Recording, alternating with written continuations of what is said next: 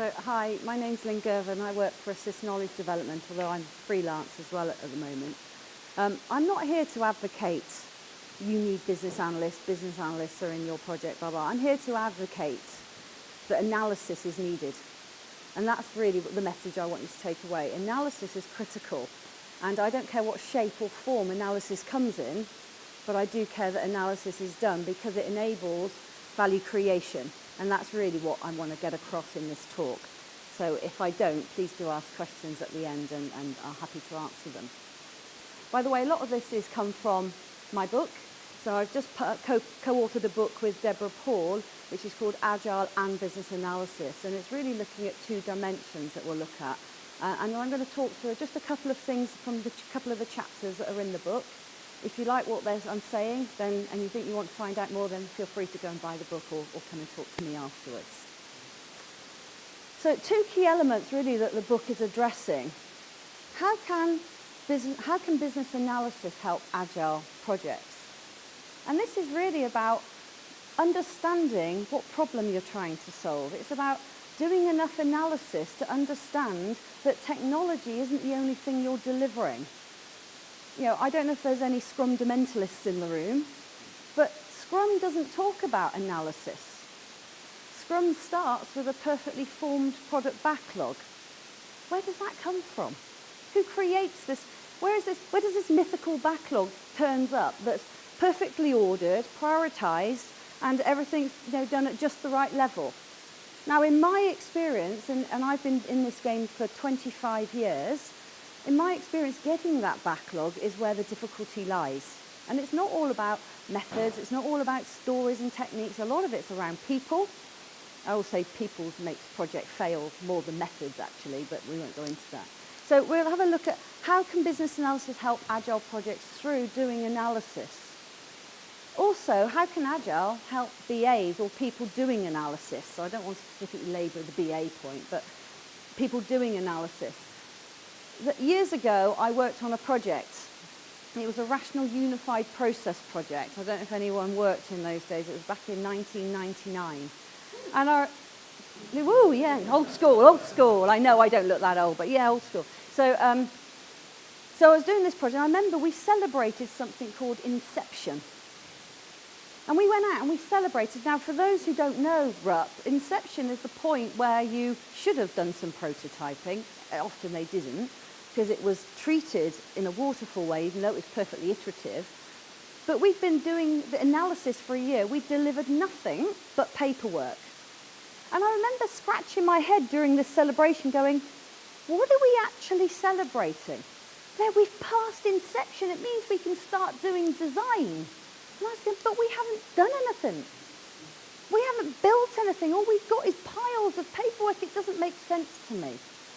And so really, I challenge a lot of people doing analysis to not do analysis paralysis. I challenge the status quo and say, let's shorten the loop. Let's do analysis in an agile way. Let's do just enough, just in time, and let's work out what that is. And that's really what I advocate in here and in the book. What is analysis? A lot of people don't think about analysis, but actually if we break analysis down, it's investigating the mess. Before a project starts, there's usually a mess. Before a project starts, there's often a problem. You can't get to the problem until you get through the mess. You need to do analysis to get through that, to figure out what the problem is, to know that the project is a way of solving it. However, too often, we do knee-jerk reactions and people make decisions without doing the analysis. We need to establish some information. In fact, we don't need to spend months and months doing this, but we need to understand some of the information and some of the facts that we're dealing with. Distinguishing cause from symptom. Okay, if I've got a leaking gutter and I send my husband up the ladder to put some gaffer tape over the leak, does that solve the problem? It just redirects it. And if we don't understand root cause and we don't think about the cause, then how do we know we're actually solving the right problem? Often we're creating IT that solves the wrong problem, or sometimes even creates problems. Now, I've worked in many organisations. I should say my background is actually 25 years in the public sector. mainly in defence. I had 4 years in Australia. I've done coding, analysis, so I'm not just an analyst. I've coded, I've led Agile teams, I've done Agile coaching. So there's a whole range. I've done transformational change programs, so everything from coding right the way through to that. And I see this happening a lot. You're working on a project, you go, what are we trying to achieve here? Why are we building IT when we don't know what the problem is? Understanding and defining the problem, assessing impacts, this is all analysis. So would you agree that analysis is critical? Analysis is needed? I would say that analysis is not just desirable, but it's essential. When you go and buy a new house or a new car, you do analysis, don't you? You think about what you need from it. You think, so if you're going to invest 16 or 20,000 pounds in a new car, you wouldn't just go and buy one without thinking or doing some analysis. Why is it then, when we do agile development, which could be a multi-million-pound project, that we don't think we need to do analysis or possess analysis skills? We feel that because somebody in the business knows something about the business, that they're well informed enough to make that decision about what the solution is without doing analysis. And I don't think you can. It doesn't matter how well placed you are in the organisation, you always need analysis. An example of this, when I was working in the civil service about 4 years ago, I was working on a transformational change programme. One of the directors made a decision. Now, I did know this director very well. He was a very laid-back sort of guy. And I said to him, look, his name was Jim. I said, Jim, do you want to just make a decision or do you want to make an informed decision?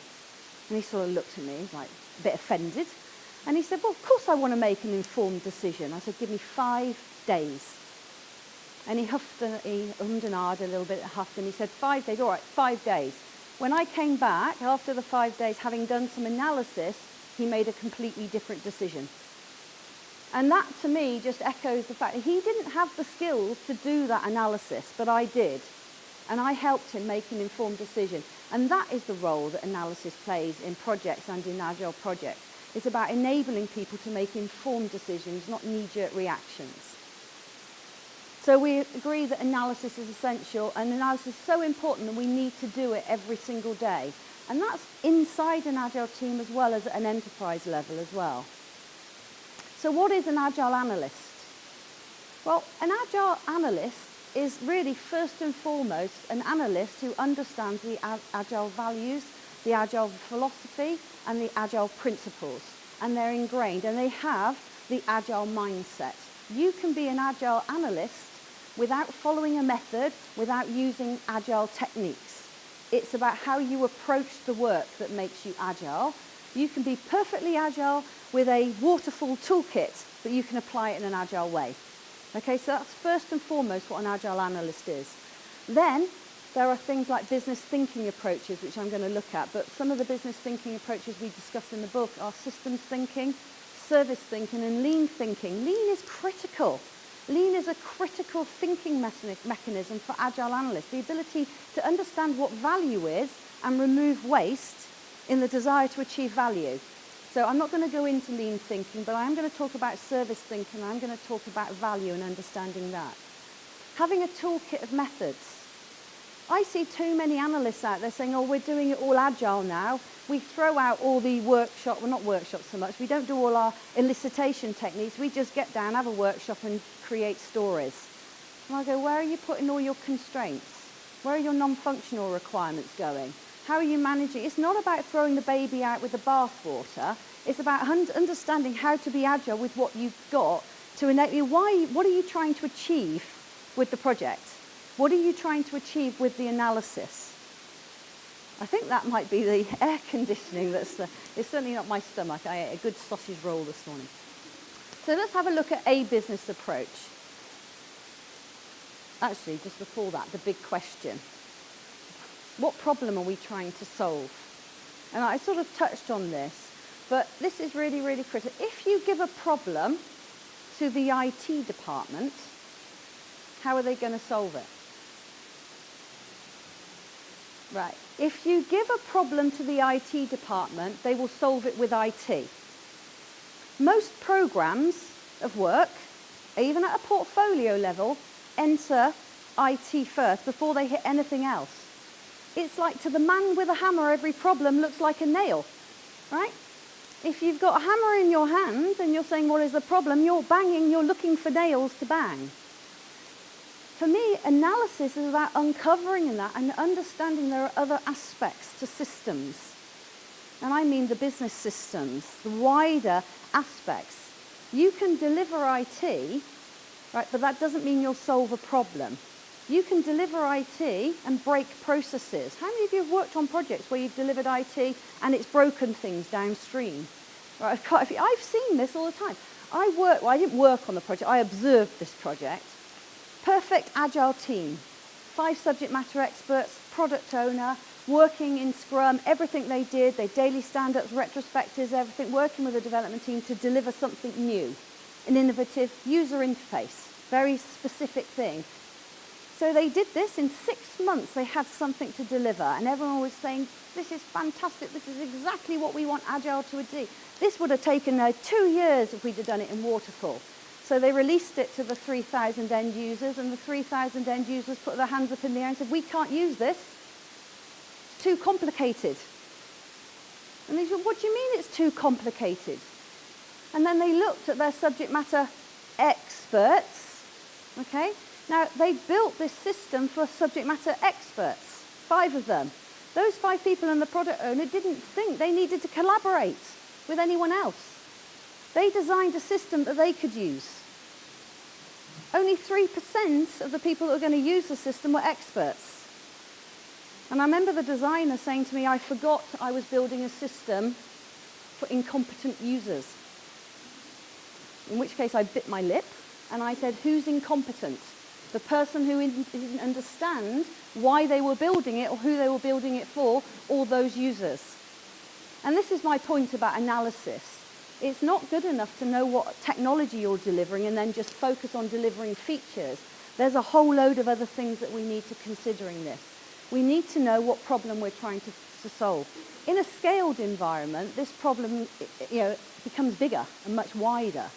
Because in a scaled environment, you've got multiple teams, they're all working towards one value, and they only focus on their part of that as well. Analysis is needed across those things to bring the value stream together.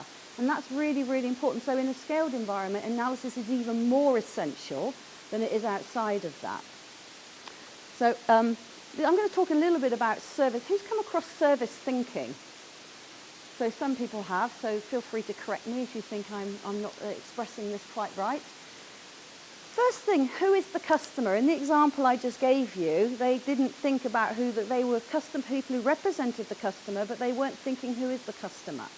And I think we sometimes think the product owner is the customer, or that's good enough, right? And if you've got the wrong type of product owner, the person that thinks that the buck stops with them, then you're on a hiding to nothing really, because they're not doing that other work. If they don't possess the skills to do that, then they won't think to do it either.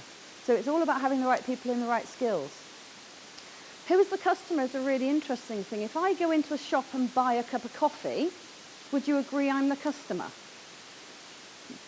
What if I'm buying the coffee for Alan? I'm not drinking the coffee. Who's the customer now? Well, me and Alan, right? Because Alan is consuming the product and I'm paying for it. That's 2 types of customer.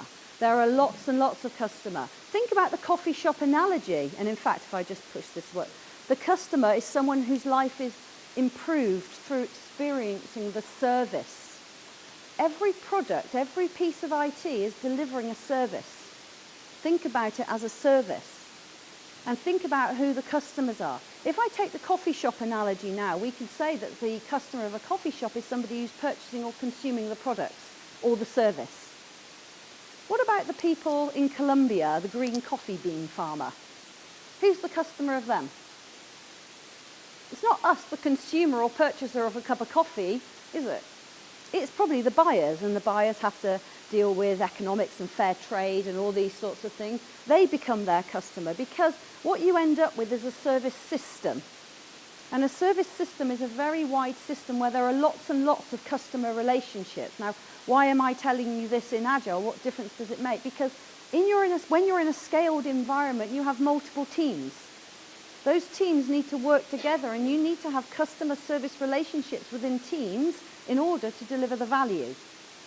So service isn't just about your product, the thing you're delivering, it's about how you work with other people. It's about understanding that you're part of the service, and that brings me into what is service. So service is the application of capability for the benefit of the entity. A team, an agile team working within an organization has to collaborate with other teams. Now, while those teams can demonstrate that they can deliver the thing they need to deliver, they're not actually delivering the value until all those things work together. This is essentially true in a scaled environment. As a BA, this is really relevant to me. It should be relevant to all of you. How many of you produce things, not just code, but like documents or things, models, things like that that other people might use? Most people do. How often do you go to the person that will be consuming that product, that thing, and ask them, when do they want it? How much detail do they need? What format do they want it in? What are they going to use it for? We don't do this, do we? We talk about collaboration all the time, but we don't do this. We don't treat each other in this customer service relationship. If you took one team, and a lot of the problems of why agile teams fail in a scaled environment is their dependencies between teams. They don't treat the other team as their customer in delivering the value, considering what the value is that they're trying to deliver. So this is a really, really important thing. So service is not just at an organizational level or a service system level, it's actually a micro level between you and another person. We're all part of the service. And actually, people's experience of the service that you're offering from the product or the team can come down to just you. If I go and spend £500 on a really expensive meal at Heston Blumenthal's Fat Duck restaurant, I haven't done this, right, but I'd like to.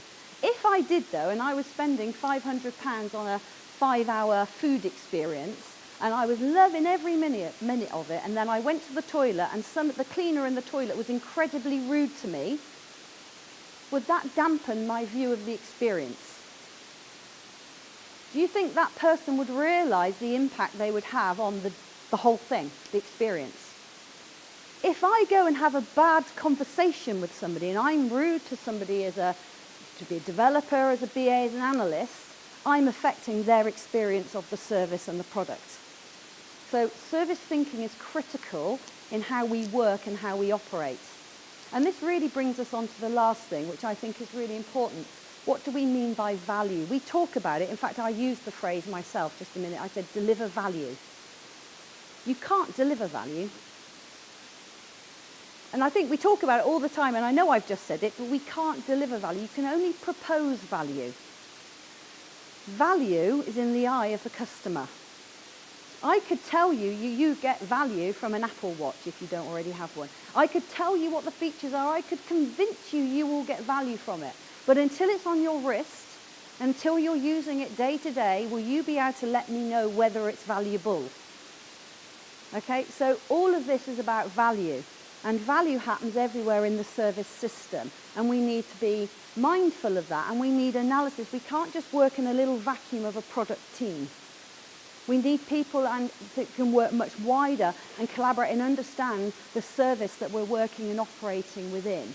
And that's really, really important. So value is the beneficial outcome from a service that is co-created with the customer. At this point, how many of you developers would code? A few of you putting your hand up a little bit.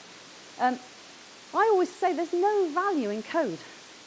There is no value in software. There's no value in documentation, there's no value in code, there's no value in software. There's only value in the outcome it delivers. Did it make someone's life better? Did it improve someone's experience in some way? Did it make the business more efficient? What outcome?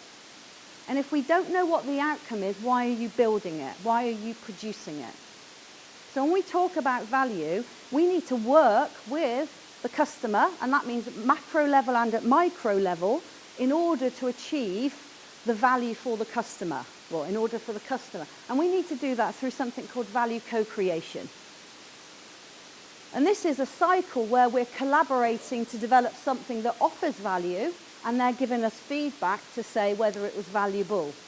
And that isn't just about the code or the actual software. This isn't just a UAT test. This is in the documents leading up to it. It's in the experience and the interactions we have that lead to that. It's in the analysis that we do and how we approach that analysis. In fact, often analysis helps us create that environment, doing the analysis, okay? So this is a really important part of all of this. And obviously, this is built into Agile, isn't it? Because we talk about collaboration, although I do think we talk about it sometimes more than actually do it. So this is the enterprise. When I talk about analysis, I mean analysing in a scaled environment. The ability to analyse at an enterprise level is absolutely critical. Okay, you need to know what problem you're solving before you even enter the world of IT. Well, I mean the world of IT. I'm saying before you decide that IT is the solution. Don't start your analysis with a hammer in your hand. Okay? Think outside of this. If you look at this diagram, and this is a rich picture that I drew for the book, in the middle of this triangle, which we often refer to as the poppet model, the poppet model is the model that defines the business system. It says that any change you do to a business system will affect all of these elements. It will affect the people, who's using the system, how they use the system, what they use it for. It will affect the processes, why they're doing it, and the processes around it. It might affect legal, policy, organisational structure, roles and responsibilities, which come under the organisational banner. It will affect information and technology. So I separated the two there, information and technology. If I just deliver the bit in the middle, what are the chances that it's going to work if I don't consider the things around it? Where in the backlog have we got things that enable us to consider those things? When I look at a lot of Agile backlogs, it's all about the IT. I don't see where these other things are being considered. I don't even see where they've been analysed as to whether they're going to break. In fact, a lot of the systems I work with will break. Or people come to me and say, Lynn, we've delivered that and nobody's using it. Could you work your magic on that business change stuff? And I go, what problem were you trying to solve? I once worked on a project which was about collaboration. The whole program was about collaboration, bringing organisations together to collaborate so that information didn't get missed. And they were going to share their information. So rather than understanding what problem is as to why they weren't sharing it, they went and built some sharing tool. So it was like an internal, social media tool that they could use to share information. And I put my hand up and I was like scratching my head again, as I do so often. And I said, if people don't know why they need to collaborate, and if people don't know how they can collaborate and why it's important to collaborate, why is a tool going to help them? And they just dismissed it. And they said, Lynn, this is a transformation project. I said, it's not a transformational change program. This is a technology project because you're delivering technology. I don't see where the change is happening because there's no analysis been done around it. They delivered this social media tool internally. 6 months later, Lynn, can you help me with the business change? Nobody's using it. It was predictable. Another thing they did was a federated search so that somebody could search for something and it went across all the data so that they would get back all the data. I did 3 days of analysis to work out it wouldn't work. The architecture was all drawn up. Everyone was really buzzing about it. It's going to be fantastic, federated search. And I said, when these people over here do that search, they search in a different way than these people over here. When these people do the search, it's only going to return their data. Because they're searching for something that only their data holds. When these people do a search, they're searching for things which is a tag that's only present in their data. I'm not saying the architecture wouldn't have worked, it just didn't solve a problem. Because you need to change behaviours, and that requires analysis and understanding. Do you see what I'm saying here about the need of analysis? This was a multi-million-pound programme of work. So for me, this analysis in the early stages, doing things like business use cases, business process diagrams. I've got an example here of a business use case. A business use case is a great way of doing agile modelling, just enough, just in time. I do it on a flip chart. It doesn't need to be done in some fancy tool. In fact, I never do it. And it's not even the model that's the value. It's the collaboration that achieves the model that's the valuable bit. It's the collaboration around the model that's the analysis. It's the conversation around the model, not the model itself. The model is not the end goal. It's getting agreement and consensus and having discussions around the model, which is the end goal. That's the thing you want to achieve. However, a model doesn't allow you to capture lots of detail. In fact, you don't want lots of detail. So models are a great way of doing agile analysis because they prevent you from creating lots and lots of information. An agile model, like a business use case, can be prioritized just as it is. You can decide which things should we focus doing first, which things should we draw our attention to first, and we won't worry about any of the other stuff. We don't need full traceability to it either. We can leave that. You can just recreate it again later. And in fact, a business use case can equate to what I call an enabler or a business epic. I don't mean epic as in Mike Cohn's version of theme epic user story. I mean a business epic is something that's going to require significant funding, something that's going to consider the people, the processes, the organisation, the information and the technology that's going to think about how we create and the analysis around that to get some funding so that we can take that work forward. And then we need to do further analysis on that. Okay, so here's an example of a business, I'm not going to go into this. This is an example of a business, I should say business use case diagram actually. But if I look at this business use case diagram, I could, if I'm trying to recreate an organisation that's developing courses, there are things on here I can do earlier than other things. And I only need to do further analysis on those things. The things I don't need to do, I can leave. Then I need to decompose that and do further analysis on it. Just enough, just in time, all of the time is what we're using. We're using models as a way of understanding what's important now and only doing the analysis we need now so that we can get to building something. So here's an example of a business epic. So here's the generate MI for marketing strategy, and it's written as a story type of thing. But actually the important bit is, why is this needed? Why do we need to do this piece of work? And this is just enough information for us to know whether we want to do anything more on this. Sometimes that's all you need, because it's a way of saying, should we do further analysis? So you're always cutting out the waste, actually. I worked with a bank once that said they had to do a full analysis of everything and leave no stone unturned so that their design authority could come in and say feasible, feasible, not feasible, feasible, not feasible, not feasible. And I went, you do 100% of your analysis so that they can just say it's not feasible. And they went, well, yeah, because that person's on a different budget. I went, how much stuff does not feasible? 40, 50%? I said, you're willing in every project to accept 50% waste. You're doing full analysis on 50% waste. I said, why don't you just highlight them in high level, get them to do feasibility, not feasibility, then do the analysis on the ones that are feasible, and then bring them in for a second day. They said, well, that means we'd have to pay for them for 2 days. I went, it's taken you 4 weeks. I mean, where's the cost-benefit analysis in all of this? So it is about analysis. So here's an example of a business. This is a container. This is a container for budget, for understanding, for further work. But this isn't enough.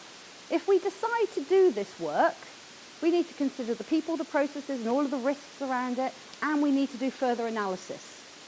Okay, so we need to decompose this, and this is where we get into using prioritization, not as a way of saying what we're going to build, but what we're going to do. Okay, so we can go into decomposing priorities. Again, there's a misunderstanding that something that at a high level is a must-have, once you break it down, becomes everything's a must-have because the higher level is a must-have. No. When you break it down, you're always getting rid of that 40% waste. You break it down, you reprioritize and go, of the stuff now we understand, which ones are we going to do further work on, and you leave the rest. You're always cutting out the waste at every level of decomposition. And this gets me onto a topic which I love, which is goal decomposition. People don't decompose goals properly. So here's a goal. As an entrepreneur, I want to open a cafe so I can make money. Just have a think. Maybe talk to the person next to you just for 2 minutes. How might you break that goal down? How would you decompose that goal?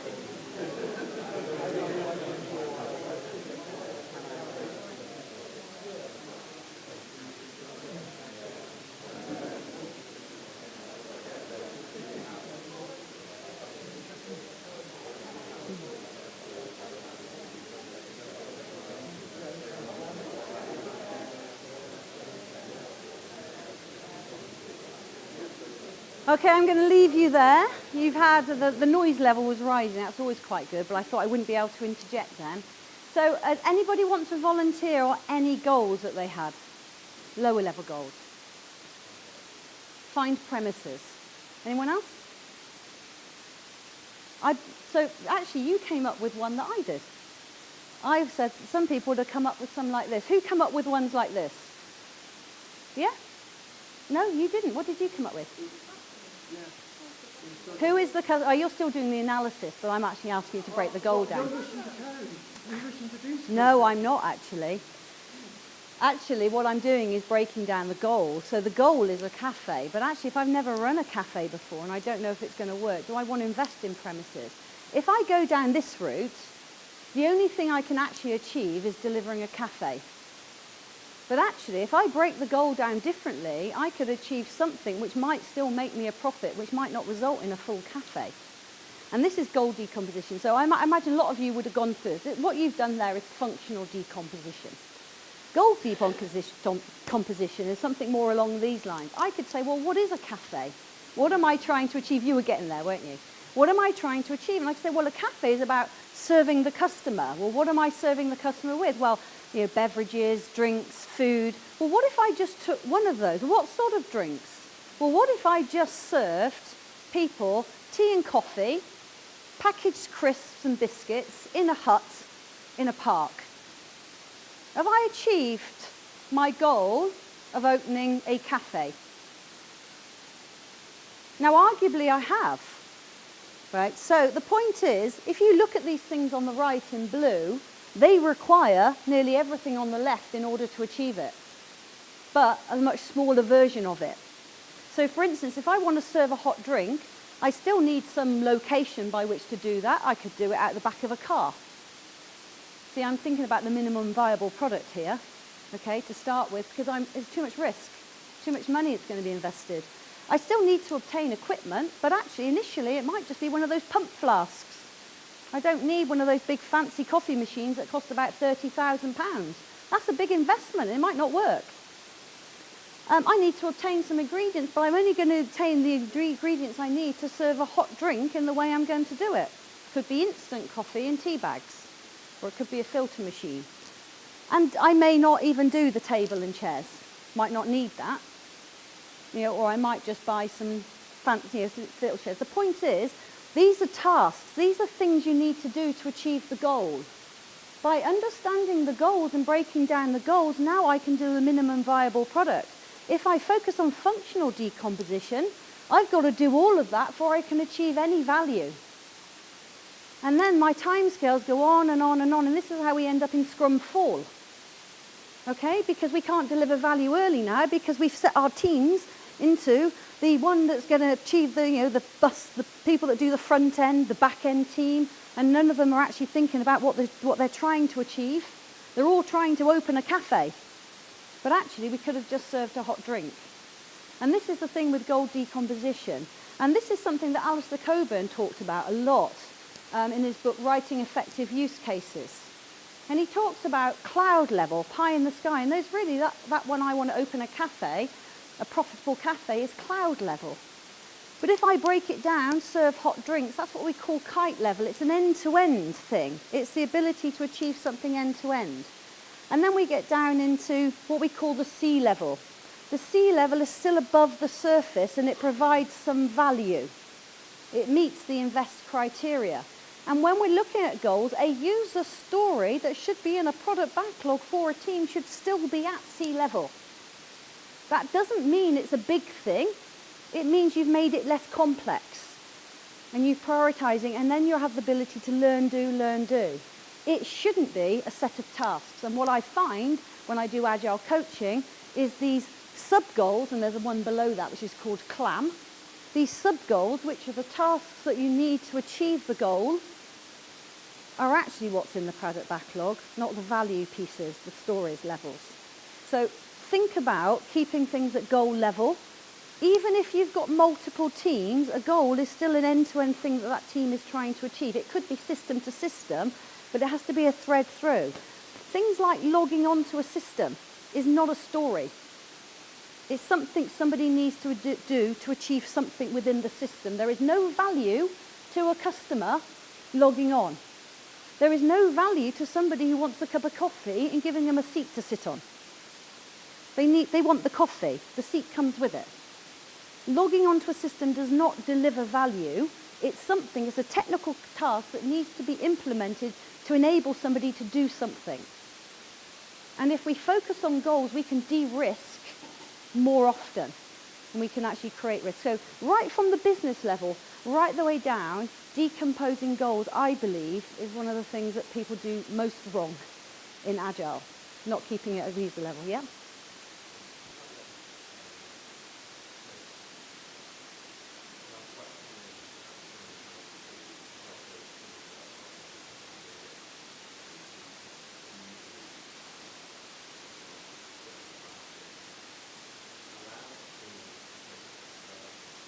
Mm-hmm.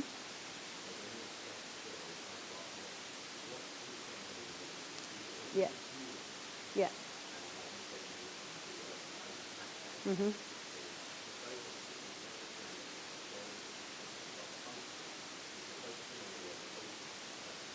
Yeah.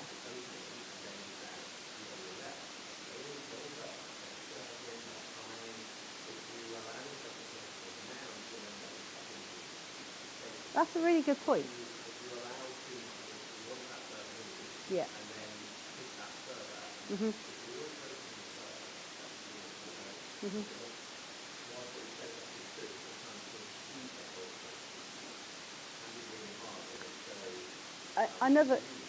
It is. What I often say to people when they're looking at a user story, I want to. The want to is the thing they're trying to do. The so that is the justification for why they want to do it. When you're breaking down a story, it's the I want to bit that you're breaking down.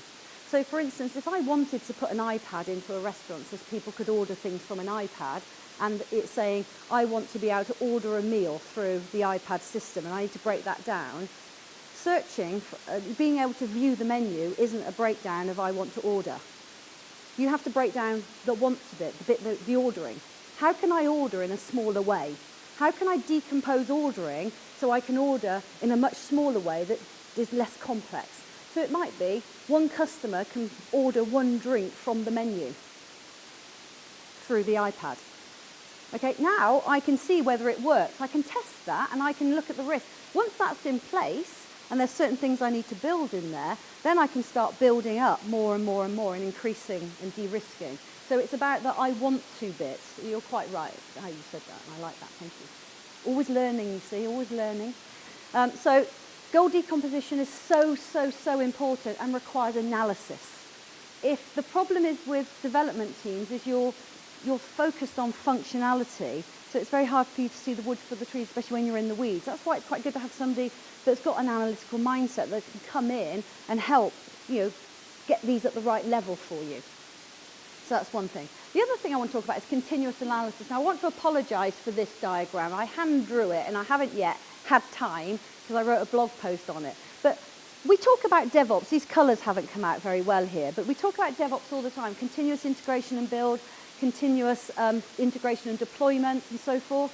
But actually, if we're not learning through that continuous integration and feeding back, especially in a scaled environment where you've got multiple teams, if we're not realigning it with the goals of the organisation, if we're not looking for new ideas that might be coming through and feeding that through, we need to do continuous analysis.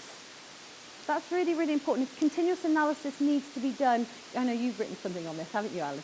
So continuous analysis is an ongoing process that might take a few weeks, a few months in the early planning, and then you just come back to it and you iterate through it all the time. As you move across this is helping you feed the backlog with ideas, but also making sure that you get feedback from what's being delivered as well. Thinking about maintenance costs, thinking about your technical debt by looking at how it's being managed and supported. So all of those things get fed through as well and become new constraints. So analysis is something that's should be lightweight, just enough, just in time, should be done in the early stages, but not do analysis paralysis. I say you should be able to, for a large project, you should spend 3 weeks to get you to the point where you can deliver something to get the feedback. Analysis isn't the end goal. It's doing enough analysis to figure out what do we want to work on first, what's most important, so that we can get something delivered and get the feedback, and then continues that loop and that cycle. So continuous analysis is important all the way through that. And I guess that really comes down to who should do it. Okay, I did say on my speech, the product owner isn't enough. Okay? So really, I mean, I've got business analysis in here. I don't care so much for role titles. I care that it's got somebody. Now, business analysis for me is the profession that gives you the skills to do that analysis. Whether you're called a business analyst or not, I don't really mind. I don't even really care. But I care that we have T-shaped people, and I don't just mean the T-shaped BA here, the BA that can do some UX design and all those things. I mean T-shaped developers that are going to actually start doing some analysis. If you've got a development team that's an autonomous team and you don't have specialised analysts, then those people need to pick up the skills. Those developers, and that book is the book is for you too, if you're one of those developers. You need to learn how to do analysis because it's critical and it's important, and you can't just code on its own isn't going to deliver value. Oh, I said it again. Isn't going to deliver something which the customer will deem to be of value necessarily. Okay, so we need to think about T-shape throughout, the generalising specialist role that Scott Ambler often refers to. So who does the business analysis then? Well, business analysis happens really all the way through. I would say at an enterprise level and at a program level, you might want specialist analysts. People who are good at analysing, that learn how to be and get good at analysing. That's a specialist role that you're going to need, and there is a full-time role in that space for people to continuously do that type of analysis. It's always needed. When we get down to a project level, however, this is where we get into that product owner and all this sort of thing. Actually, if you're interested in that, we're going to have a debate on it later, and I'm going to be on that panel session, so I won't spoil it now. But my view is, down here, really, you're either going to be a T-shaped BA or you're going to be a T-shaped developer that does BA, that does analysis. Whether or not there is enough work for a full-time analyst to exist in a development team, I'm not sure that's correct. I don't think that happens. However, I would think, and these are independent roles, by the way. This isn't a hierarchy for these people. This is just saying where analysis needs to exist. What I'm saying is you might require help from specialists to work within the development team. I often say an analyst is really the critical friend to the product owner. They should be working very much with the product owner to help them make informed decisions. They should have the skill set, the persistent skill set that is growing and professionalising, but they can add value to the product owner, especially if the product owner is a true customer. And I'll leave that at that point, what I mean by, somebody who's come from the business that maybe won't possess all those analytical skills, hasn't had the time to explore and grow those analytical skills for the future. And really, so it just comes back to why Agile needs analysis and why it's important to ensure that we're delivering the right thing and then delivering it right and enable value in co-creation all the way through that. And actually getting people doing analysis to be a little bit more agile about how they're doing it, thinking about who their customers are for the product, working with them just enough, just in time, and not thinking that analysis is a goal in its own right. It's not. It's actually about how you work with the Agile team and actually make sure that we get to delivering value early, which is the whole point. Those are some of the chapters in the book. I've only touched on a couple of them. In fact, there are 16 chapters in the book. That doesn't cover it, but I just thought I'd throw that up there. But really, any questions?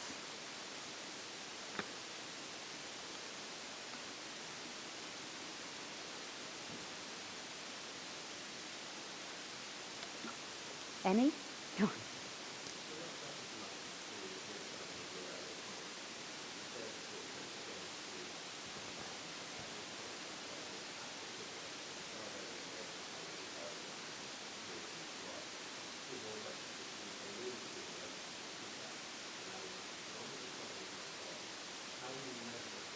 Yeah. And how do we know when it's done? Yeah. Mhm.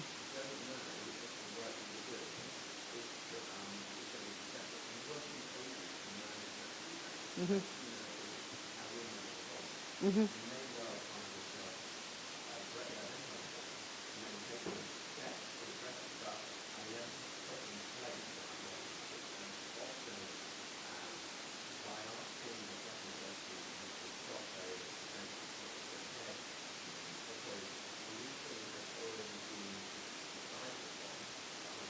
Mhm. Mhm. Mhm. Yeah. Yeah. And you're quite right. And one of the things I often do, and I talk about, because I do a lot of Agile BA training as well, is I do benefit dependency networks. And actually the goals of what the critical, the goals are the outcomes. The goals relate directly to the business and they should be measured. But actually if you create benefit dependency networks as well, that's all you need to do at a very high level to keep things on track. But I agree with what you're saying. And things like acceptance criteria in an individual user story isn't going to cut that. You need, critical success factors, thinking about your KPIs from the organisational point of view. You need to think about confirmations at a much higher level. You're not going to write a BDD script for, for how you're going to manage the business and the outcome from the business perspective. So it's about the goal alignment, making sure you're achieving the goals, and that each iteration of work and the feedback from that is contributing to those things, and you can measure it, and you're quite right. So thank you for that. Any questions?